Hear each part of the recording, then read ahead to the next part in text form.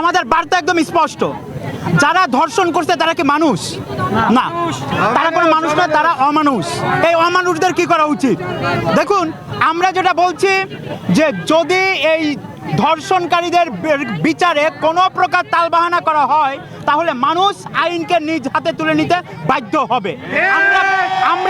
আমরা শান্তি চাই, আমরা শৃঙ্খলা চাই, আমরা চাই না মানুষ আইনকে নিজ হাতে তুলে নিক। সেই জন্য আমরা যেটা চাচ্ছি, ধর্ষকের শাস্তি জনসম্মুখে হতে হবে। ধর্ষকের শাস্তি যেখানে প্রমাণিত অপরাধ সেখানে আর কিসের জন্য তাদেরকে খেয়ে তাদেরকে পেলে পুষে কেন এই 90 দিন বা 180 দিনের এই ধরনের তালবাহানা করা হচ্ছে?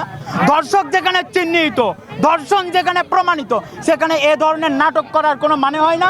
আমরা সেই জন্যই আমরা বলছি, আজকের এই সমাবেশ থেকে আমরা স্পষ্ট বার্তা দিচ্ছি, কোনো ধর্ষককে আমরা আমাদের এই পকেটের টাকা দিয়ে, রাষ্ট্রের টাকা দিয়ে পেলে পুষে রাখতে চাই না।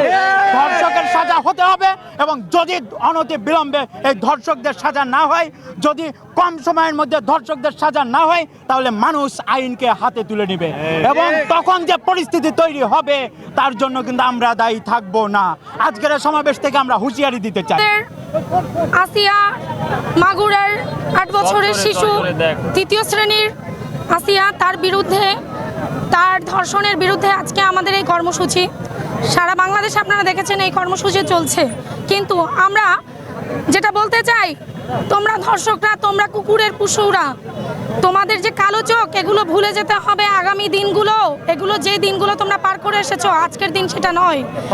24-এর গণঅভ্যুত্থানের পরে আমরা নারীর অধিকার নিয়ে কথা বলতে এসেছি।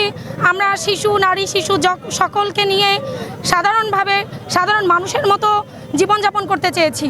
তো আমাদের 8 বছরের আসিয়া যেটা দেখেছেন, ও কিন্তু শিশু থেকে নারী হয়ে ওঠেনি, কিন্তু আমার এই বাচ্চাটা আজ ধর্ষণ হয়েছে। এর বিচার আমরা প্রশাসনকে বলছি। এই প্রশাসন যদি 3 কার্যক্রমের মাধ্যমে এর ফাঁসি নিশ্চিত না করে, আমরা বলবো উপদেষ্টা যারা আছেন, এখন বর্তমান সরকার যে আছেন, সে অবশ্যই এই দৃষ্টি আকর্ষণ করবেন। না হলে এরকম ধরনের এই ধরনের নরপিচারদের আমরা প্রকাশ্যে টেনে এনে রাস্তায় কুপিয়ে মারবো। এর জন্য যদি আমার ফাঁসি হয়, আমি এই দায়ভার মাথা পেতে নিব, কিন্তু আমি কোনো আর ধর্ষকদের, কোনো ইফতিজারদের এই বাংলার মাটিতে দেখতে চাই না। এখানে সমন্বিত হয়েছে আমাদের খুলনা জেলার মাগুরায়। আপনারা জানেন, একটা বাচ্চা মেয়েকে, আসলে তাকে, সে এখনো কৈশোর বয়সেও পদার্পণ করেনি, তাকে কি নৃশংসভাবে ধর্ষণের প্রক্রিয়া চেষ্টা করা হয়েছে, এবং সে অলরেডি মৃত্যুর সাথে, আপনারা জানেন যে, পাঞ্জা লড়ছে। আর আমার স্বাধীন বাংলায়, যেটা 1971 সালে স্বাধীন করেছি, আমার স্বাধীন বাংলার বীর সন্তানরা, আবার আমরা 24 ছাত্র জনতা স্বাধীন করেছি, এবং আমাদের খুলনা আপনারা জানেন একদিন আগে স্বাধীন হয়েছে। তো আমরা আসলে সুন্দরবনের কাছে থাকি, আমরা সুন্দরবনের বাঘিনী, সুন্দরবনের বাঘ, এবং আমরা রাজপথ ছাড়বো না। আমরা শুধুমাত্র ধর্ষণ না, যে কোনো ধরনের অনৈতিক কাজের বিরুদ্ধে প্রতিবাদ করব, এবং এই প্রতিবাদ আমাদের চলতেই থাকবে ইনশাআল্লাহ। আমরা বাংলাকে রক্ষা করার জন্য এবং খুলনাকে সুন্দর নগরী করার জন্য ছাড়বো না। এবং যারা ধর্ষক আছে, আমরা একটা কথা জানি, ইংলিশে আছে, জাস্টিস ডিলে, জাস্টিস ডিনাইড। তো আমরা এই জাস্টিস কখনোই ডিলে করবো না, যেটা বলা হয়েছে আমাদের সবার।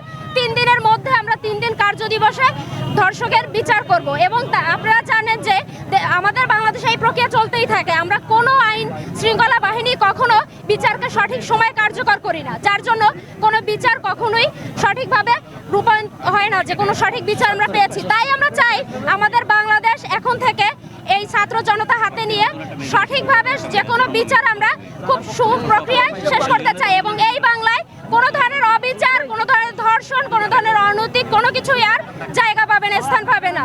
এই বাংলা সবসময় সুন্দর এবং স্বাধীন বাংলা হিসেবে প্রতিষ্ঠিত হবে, এবং ছাত্র সমাজ সেটা করে রাখবে।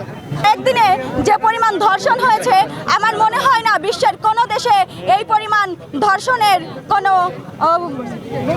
নজির রয়েছে। বাংলাদেশে কেন এই ধর্ষণের নজির এত বেশি পরিমাণে? তার একটাই কারণ, যে বাংলাদেশে ধর্ষণের বিচারের জন্য ধর্ষককে জেলে ভরে 1 দিন, 2 দিন, 90 দিন, 180 দিন এই করে করে প্রতিদিন কোর্টে হাজিরা দেওয়ায়, এবং আবার তাদের জেলে নিয়ে বাংলাদেশের জনগণের কষ্টের আয় করা খাদ্য খাওয়ায়। এতে করে ধর্ষকরা রায় পেয়ে যাচ্ছে, তাদের ইনকাম করা লাগতেছে না, ধর্ষণের মতন অপরাধ করে তারা জেলে বসে বাংলাদেশের জনগণের টাকায় খাচ্ছে। আমরা চাই ধর্ষণের জন্য 180 দিন না, 6 মাস না, 2 মাস না, ধর্ষককে 3 কার্য দিবসের ভিতরে ফাঁসি দেওয়া হোক, এবং সেটা জনসম্মুখ মুখে করা হোক।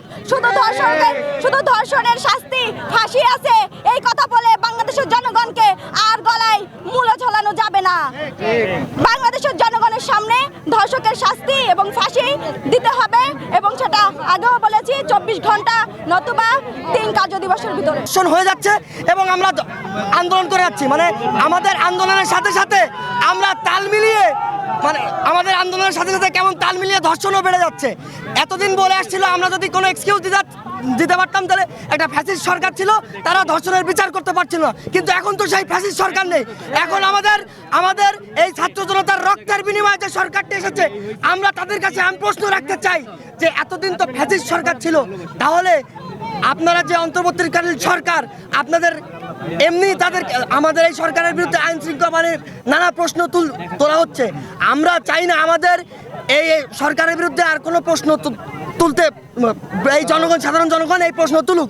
আমরা চাই না এই তাল মিলিয়ে ধর্ষণ হোক, এই তাল মিলিয়ে আমাদের আন্দোলন করতেও আমার স্পষ্ট আহ্বান এবং স্পষ্ট দাবি এবং স্পষ্ট বার্তা, সেটা হচ্ছে আপনারা যদি আমাদের আহ্বায়ক বা আমাদের নেতৃবৃন্দ যা বলেছে 3 কার্য দিবসের মধ্যে যদি আপনারা ধর্ষকের বিচার না করেন, তাহলে আমরা নিজের হাতে আইন তুলে নেব। এবং আপনারা জানেন, আমরা যদি এই ছাত্র সমাজ যদি নিজের হাতে তুলে নেয়, আপনাদের ভাবমূর্তি থাকবে না, এবং তখন কিন্তু আমরা আপনাদের এই সরকারের, এই রক্ত দেওয়া সরকারের ভাবমূর্তির কথা একটিবারও চিন্তা করব না। আমরা আমাদের বোনের কথা চিন্তা করব, আমরা আমাদের বোনের ইজ্জতের কথা চিন্তা করব, রক্তের কথা চিন্তা করব।